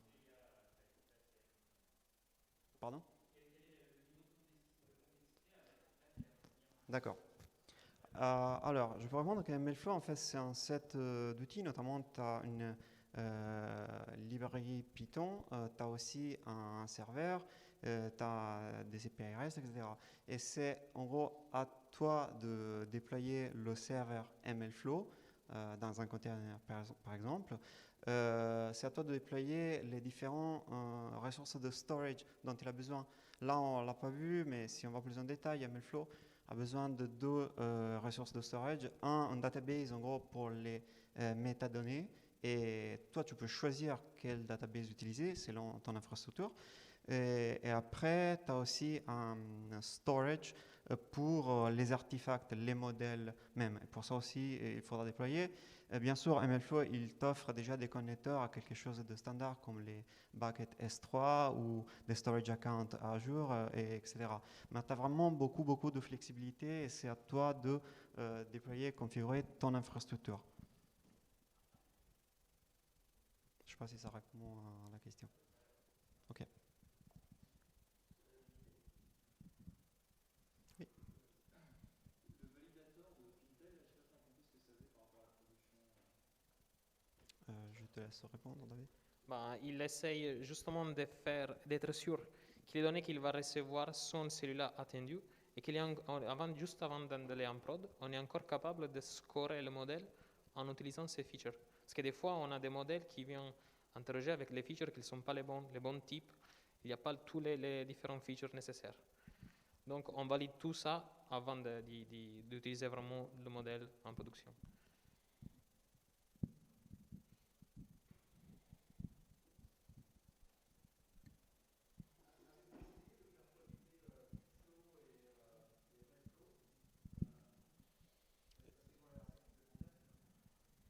Oui, tout à fait. En fait, il y a un an, on s'était posé la question. On avait fait une étude pour comparer les deux solutions. Et comme vous l'avez dit, c'est des choses plutôt complémentaires. Kubeflow, on l'a vu, c'est un peu la boîte outils pour les mails quand on est sur Kubernetes. MLflow, c'est un ensemble de briques et modules qui te permettent de répondre à différents problèmes du cycle de vie de machine learning. Et nous, on avait plutôt cette problématique. Nous, on avait besoin surtout de la partie qu'on a appelée models, ce format de sérialisation standard qui permet de sérialiser un modèle et le déployer. Et on n'est pas obligé de changer notre code de production à chaque fois qu'on change de framework de machine learning. Ça, c'est quelque chose de bien spécifique à MLflow. Et aussi la partie tracking des expériences, métadonnées, model registry. Au moins, il y a un an, elle n'était pas vraiment présente côté Kubeflow, où elle était en phase alpha. Et c'est pour ça qu'en fait, on a orienté notre choix sur MLflow. Je ne sais pas si tu veux rajouter des choses.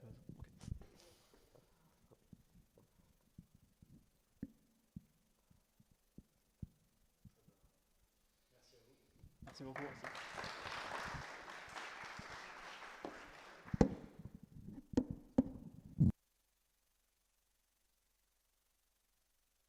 Donc pareil, hein, vous pourrez poser vos questions complémentaires après les interventions. Alors, boum, on va fermer celle-là.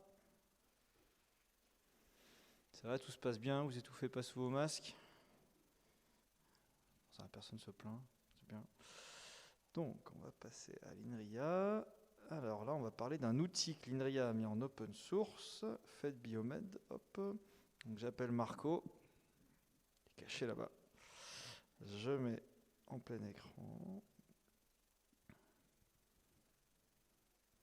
Déjà, merci à l'INRIA qui met pas mal d'outils en open source. Hein, c'est très bien, donc je vais en découvrir un nouveau. Bah, c'est parti. Merci beaucoup. Et merci à tous. C'est un plaisir d'être là, de présenter cette initiative qu'on est en train justement de développer juste ici à côté, à l'INRIA ici de Sophia Antipolis, qui s'appelle FedBiomed. Donc, moi, je suis chercheur, je ne suis pas développeur. Et je travaille dans des thématiques d'analyse des données, donc data sciences en santé. Et de plus en plus, en fait, on doit se confronter avec les problèmes de la privacy, la confidentialité des données, et surtout les données de santé qui sont des données extrêmement sensibles, délicates à gérer. Donc, qu'est-ce que ça veut dire? D'un côté, on a la science des données qui est en train d'évoluer, les modèles deviennent de plus en plus complexes, plus en plus puissantes, mais ça veut dire qu'ils demandent plus en plus de données. Donc, on a besoin de bases de données de plus en plus grandes et des chiffres d'entraînement, des milliers de points pour obtenir des résultats en ligne avec ce qu'on peut obtenir dans des autres tâches, par exemple, je ne sais pas, dans l'analyse des photos, des images dans la rue, des voitures, des animaux, reconnaissance. Mais le problème, c'est qu'il n'existe pas aujourd'hui, au moins il y a vraiment très très peu de bases de données médicales qui permettent en fait d'analyser à la même fois tous ces chiffres en fait de données. Donc, soit on centralise toutes les données dans un entrepôt, mais ça c'est extrêmement compliqué aujourd'hui à niveau juridique. Il y a des efforts, mais ça demande vraiment, on n'est pas vraiment encore là. Soit, de l'autre côté, on peut pas partager les données, mais on peut partager en fait les modèles. Et donc ça, c'est un peu l'esprit de l'apprentissage fédératif, donc de ce qu'on appelle collaborative learning, dans lequel, en fait, plutôt que déplacer les données, on déplace des paramètres. Et après, on fait des manips sur les modèles de façon d'obtenir un super modèle, un modèle centralisé, qui est plus ou moins équivalent à un modèle qu'on aurait pu entraîner à l'origine sur toutes les données, sans jamais les voir, en fait. Donc, ce paradigme-là, il était popularisé par Google, et dans le contexte de l'entraînement des modèles pour la reconnaissance, en fait pour la suggestion des mots quand on tape dans les claviers sur Android. Et donc ils ont ce paradigme-là, on imagine on a des clients, donc on a des smartphones, et après il y a dans le cloud quelque part, il y a ce qu'on appelle un federator. Ce qu'on fait, on demande à chaque client en fait de faire du travail, donc d'entraîner un petit modèle local sur les données du client.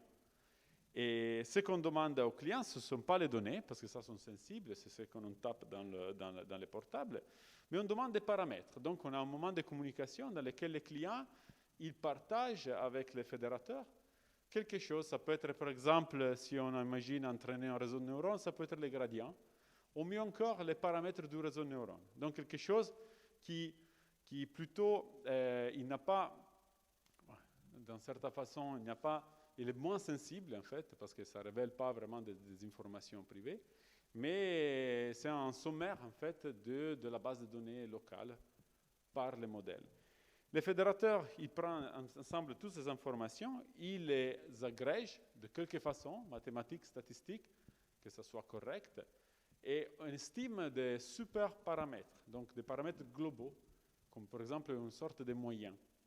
Et ce qu'on fait, on vous envoie les paramètres aux clients qui les utilisent, en fait, ils réentraînent leur modèle à partir de cette nouvelle initialisation. Et on continue comme ça, on itère. Donc, il y a des garanties mathématiques dans certains contextes, avec certaines hypothèses, avec certaines façons d'entraîner les choses, d'agréger. Tout ça, ça marche et ça converge. Donc, ça, c'est bien. Et donc, à partir de ce moment-là, on parle d'il y a quelques ans, 4-5 ans, et on a eu une explosion en fait, d'intérêt dans ces domaines de l'apprentissage fédératif, parce qu'on peut imaginer en fait, l'importance de ce type de manip qu'on peut faire dans tous les cadres sensibles des données, notamment dans la santé. Donc, on a une explosion des méthodes, façons en fait, d'agréger modèles qui viennent des différents établissements, des hôpitaux, publications, dans lesquels on montre qu'on peut fédérer différents types de modèles, différents types d'approches, avec différents types de statistiques. Une explosion de publications dans les derniers 2 ans en fait, sur le sujet.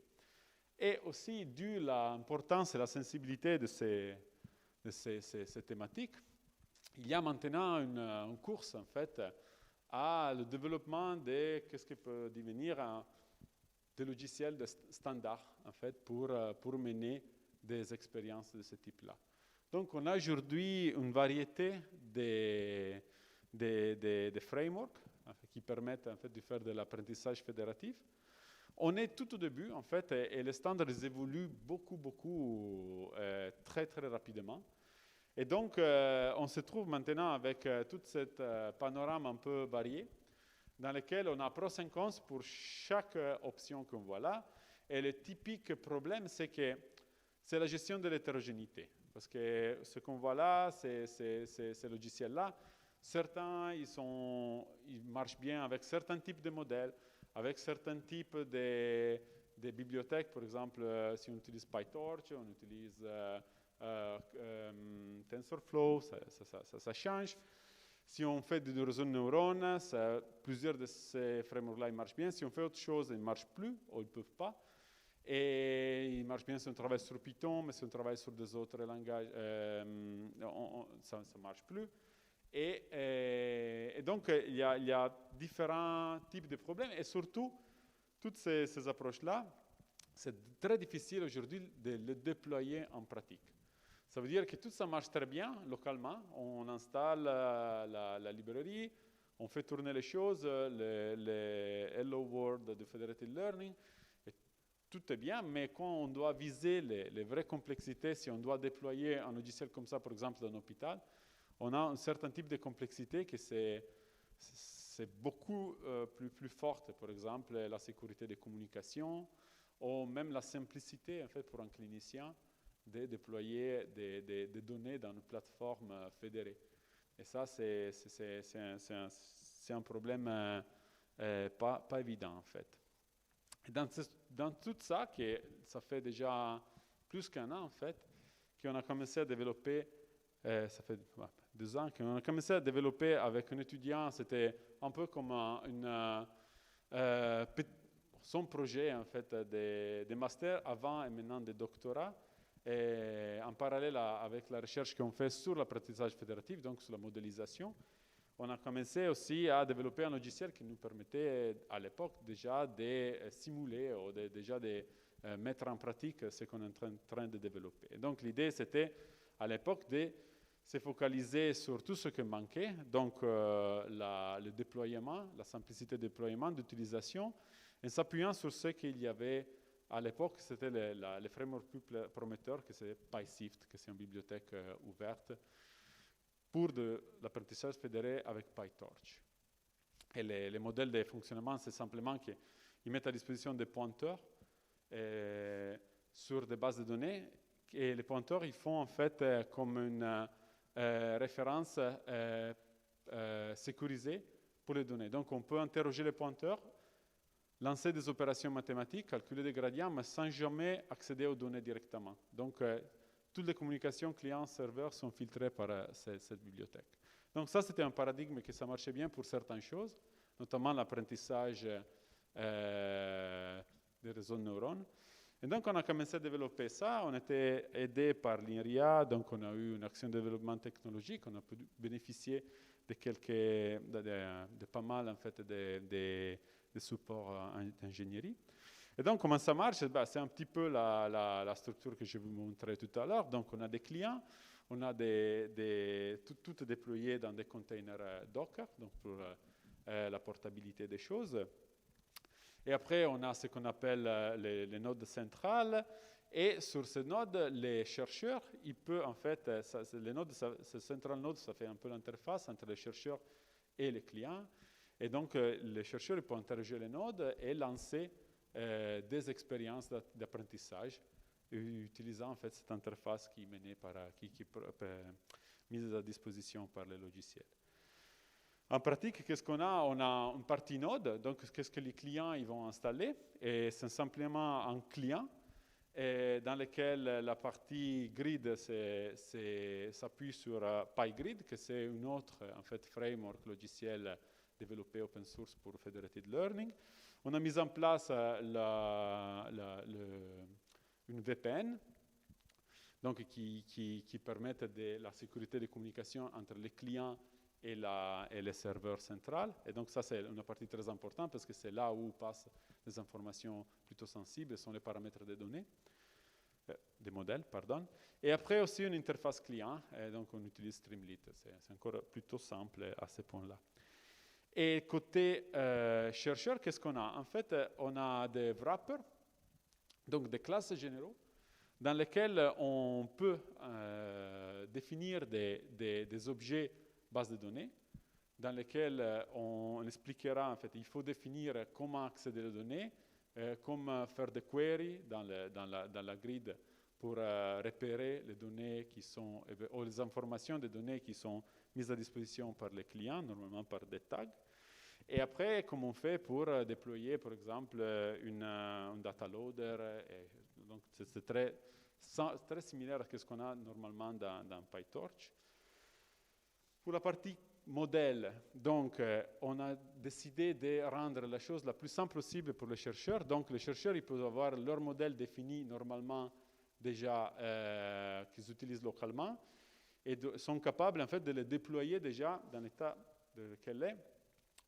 Dans l'architecture. Donc, il faut juste définir la classe modèle avec son propre forward et voilà. Et après, on a ce qu'on appelle worker. Et worker, c'est ce qui fait le travail d'entraînement. Par exemple, on donne déjà des classes. Par exemple, si on veut faire de stochastic gradient descent, donc c'est la façon typique d'optimiser des réseaux de neurones, c'est déjà fait. Et à la fin, on aura ce qu'on appelle trainer, dans lequel on donne tous ces ingrédients-là. Donc, les modèles, les données, le worker et l'adresse auquel tout doit tourner, donc le serveur centralisé. Et après, on peut simplement lancer l'entraînement fédéré. Et donc, ce qui se passe internement, c'est qu'on va faire des queries, on cherche les clients qui mettent à disposition des pointeurs sur leurs données par des tags, on récupère ça et après, on lance en fait l'apprentissage de façon sécurisée. Les données, ils ne bougent jamais des côtés clients. Donc ça, c'est juste un exemple. Je ne sais pas si j'ai le temps, peut-être. Mais voilà, ça, c'est juste pour montrer une application très, très simple. On a testé, c'est avec un collaborateur en Angleterre. Donc, c'est un modèle, c'était un autoencoder, des données médicales, d'imagerie cérébrale. Donc, moi, j'étais le client 2 avec mon laptop. Et le serveur, c'est toujours hébergé là, dans le centre d'Inria Sofia. Et donc, ce qui se passe, c'est, malheureusement, c'est une vidéo, ça, mais on a testé tout à l'heure, ça ne marchait pas trop, en fait. Mais je peux essayer de le lancer. Just by clicking at new data, we can choose the kind of data. Il y a même l'audio. Non, l'audio, ce n'était pas censé être là. Voilà, mais si vous voyez, voilà, ça, c'est l'interface client. Donc, on peut, en fait, rajouter des données. Donc, ça, c'est fait... L'esprit, c'est de rendre les choses plutôt simples. Donc, on peut faire des queries, on peut chercher les données dans le format qu'on veut. Il faut donner des tags. Et donc, on explique seulement de ce que ça s'agit, ces données. Et donc, ça, c'est que ça sera visible dans les réseaux par les chercheurs. Et de l'autre côté, on a les chercheurs. Donc, c'est ça. Et, bon, les vidéos, ça ne marche pas trop. Mais vous pourrez voir sur le site de Fed Biomed, en fait, c'est déjà tout là, la documentation, mais c'est simplement, il faut définir, comme je dis tout à l'heure, il faut définir le modèle, il faut définir la classe de données, et le tag qu'on veut rechercher, l'adresse du serveur dans lequel on veut lancer l'expérience, et après, on définit cet objet de trainer, et on lance le job. Et après, à ce point-là, ça commencera pour le nombre d'itérations qu'on veut effectué pour le travail de centralisation et le travail des clients, donc cette itération, cette optimisation itérative. Donc on a déjà quelques publications en utilisant cette plateforme. Et donc par exemple, là on a montré qu'on a mené un entraînement toujours d'un autoencoder avec des données d'imagerie cérébrale sur différents sites. Donc 2 étaient en France. Un, c'était dans les États-Unis, un autre, c'était dans le Royaume-Uni. Et donc, on a pris en représentation latente par ce Variational Autoencoder de façon fédérée, donc sans jamais voir les données dans les autres sites. Ce que je montre là, il y a cette figure... oui, ben, vous voyez cette représentation en haut à droite, c'est l'espace, ce qu'on a pris dans l'espace latent. Donc, c'est la projection de données qu'on avait, nous, dans notre client ici, en France. Et on voit les couleurs représentent différents diagnostics. Donc, il y avait des malades et des sains. Et on voit qu'effectivement, sont plutôt séparés. Donc, ça veut dire que le modèle il a pris quelque chose qui a du sens du point de vue clinique. Et donc, ça, c'est un bon signe. Ça veut dire qu'il y a une représentation des données plausible. Et après, on montre aussi un peu de statistiques. Par exemple, vous voyez en bas, le centre, c'était les États-Unis, en fait, pour lequel le temps d'exécution, c'est vachement supérieur, simplement parce qu'ils sont plus loin. Donc, le temps de communication, c'était important. Et aussi, le temps nécessaire pour chaque round, en fait, d'optimisation pendant tout l'entraînement. Et donc, ça varie parce que ça dépend un petit peu. Ouais, c'est une expérience qu'il a fallu à peu près un jour, en fait, pour la compléter. Donc, dans la journée, il y a plein de choses qui peuvent se passer au niveau des réseaux. Et maintenant, où on est? On est dans une... donc, tout ça que je vous ai montré, c'est la version 2. C'est déjà en ligne et c'est accessible, ouverte. Maintenant, on est en train de travailler. On a reçu, en fait, des nouveaux financements du plan national IA, et dans lesquels on bénéficiera, en fait, des ressources en termes d'ingénierie pour les prochains 2 ans. Donc, on aura une équipe d'ingénieurs dédiés. Et aussi, avec des collaborateurs, on a repéré des financements, en fait, pour le déploiement en pratique de ce type de technologie avec des réseaux des hôpitaux ici en France, aussi à l'international, mais surtout en France, ici, surtout grâce à Olivier Ambert, c'est un clinicien de l'hôpital La Cassagne, ici à Nice, et avec un groupe de collaborateurs des hôpitaux de Unicancer. Donc, on est en train de déployer, en fait, cette technologie pour l'expérience d'intelligence artificielle dans l'analyse des imageries pour le cancer. Et aussi, maintenant, Accenture Labs, juste ici à côté, est en train aussi de participer avec un financement d'une cifre et aussi avec la mise à disposition de personnel d'ingénierie. Donc, j'espère vraiment qu'il y aura plus dans le futur à montrer. Et par rapport à ça, on est en train d'investir. Donc, ça, c'est très positif. Donc, il y a des gros enjeux. Et ça, c'est une technologie très prometteuse, très à la mode. Il y a beaucoup de monde qui sont intéressés par ça dans le monde. Mais il y a des challenges très importants pour ce qui est standardisé et mener une expérience d'apprentissage distribuée comme ça, c'est extrêmement difficile. Il y a plein de biais, hétérogénéité et complexité en fait à viser. Donc il y a pas mal de recherches. La sécurité, la privacy c'est aussi importante. Rajouter des couches de cryptographie aussi. Donc tout ça c'est toute recherche pour le futur. Et voilà, c'est tout. Je voulais remercier les étudiants qui travaillent avec moi et tous les collaborateurs, en fait, et les développeurs qui ont travaillé sur le projet jusqu'à maintenant. Merci beaucoup.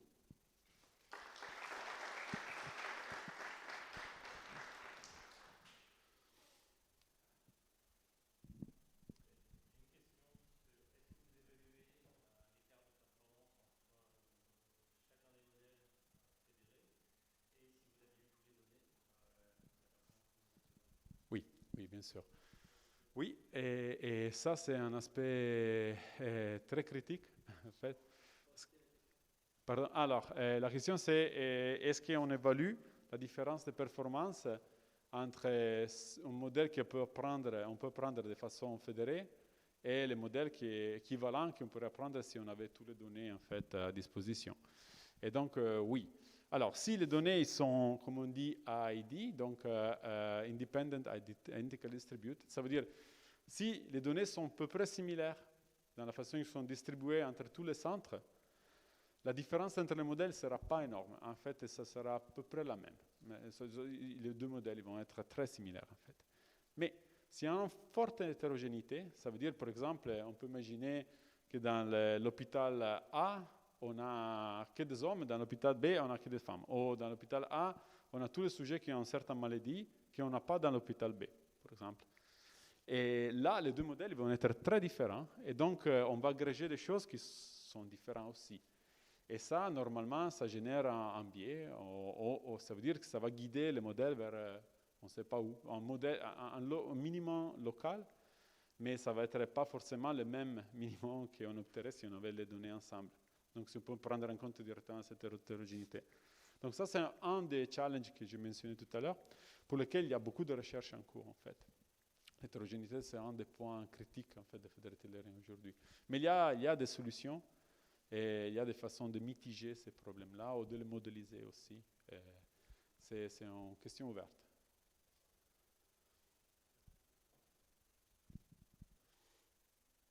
Oui.